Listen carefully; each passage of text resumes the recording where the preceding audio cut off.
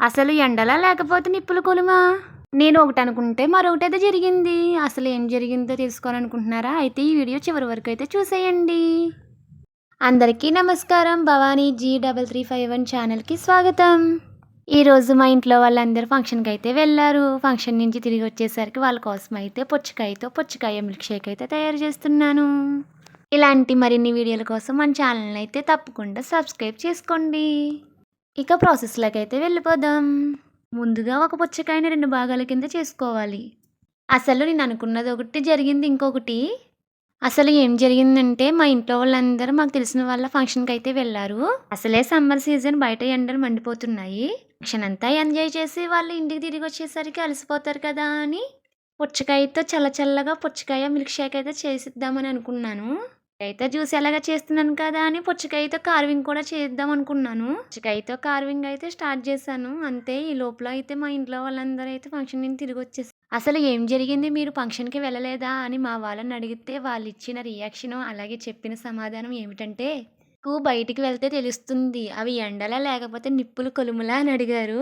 ఇంకా అడగవలసిన ప్రశ్నలు ఏమైనా ఉన్నాయా, లేకపోతే మాకు ఏమైనా తాగడానికి చల్లగా ఏమైనా ఇస్తావా అని అడిగారు. వాళ్ళు అలా అడిగినప్పుడు నాకైతే చాలా నవ్వొచ్చిందండి. ఎందుకంటే వాళ్ళు మార్నింగు పట్టు చీరలు కట్టుకొని, మేకప్ వేసుకుని, నగలు వేసుకుని వెళ్ళారు. నేను అప్పటికే అంటున్నాను, ఇది ఎండాకాలము అలా వెళ్ళకండి, మేకప్లు అవి వేసుకుని నార్మల్గా వెళ్ళండి అంటే నా మాట అస్సలు వినలేదు. ఏమైనా అందామనుకుంటే వాళ్ళ మొఖాలు అప్పటికే నల్లగా మాడిపోయిన బొగ్గులా అయిపోయినాయి. ఇంకైతే ఏమనలేకపోయాను వాళ్ళని. అయితే కార్వింగ్ ఉంటే తర్వాత చేసుకోవచ్చండి, ఇంక ఎండలోంచి వచ్చారు కదా మాడిపోయిన మొఖాలు వేసుకుని వాళ్ళ కోసం జ్యూస్ అయితే ప్రిపేర్ చేస్తున్నాను. ముందుగా పుచ్చకాయని తీసుకుని దాన్ని చిన్న పీసెస్ కింద అయితే కట్ చేసుకోవాలి. కట్ చేసుకున్న పీసెస్ని అయితే ఒక మిక్సీ జార్ తీసుకుని మిక్సీ జార్లోకి అయితే వేసుకోవాలి.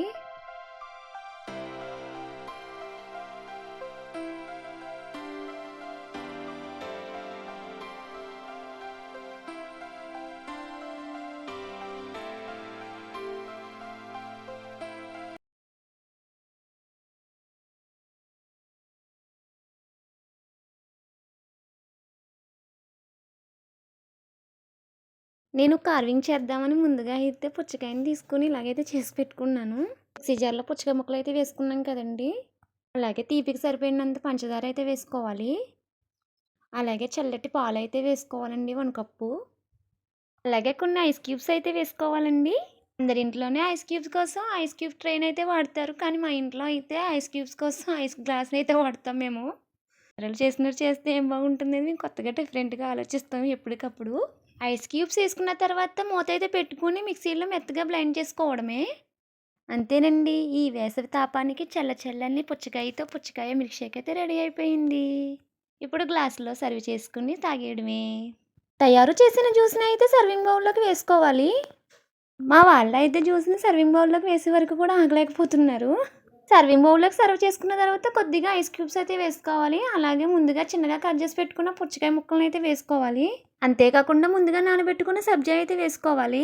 అంతేనండి, అందరింట్లో ఎంతో ఈజీగా చేసుకున్న పుచ్చకాయ మిల్క్ షేక్ అయితే రెడీ అయిపోయింది. మీరు కూడా ఒకసారి ఇలా ట్రై చేయండి. ఈ లోపల మా వాళ్ళందరికీ జ్యూస్ని గ్లాస్లో వేసి సర్వ్ చేస్తాను. మా ఇంట్లో వాళ్ళందరూ అయితే జ్యూస్ని బాగా ఎంజాయ్ చేశారు. ఇంట్లో వాళ్ళు కూడా ఎండలో తిరిగి వస్తే వాళ్ళకి కూడా ఇలాంటి పుచ్చకాయ జ్యూస్ అయితే సర్వ్ చేయండి.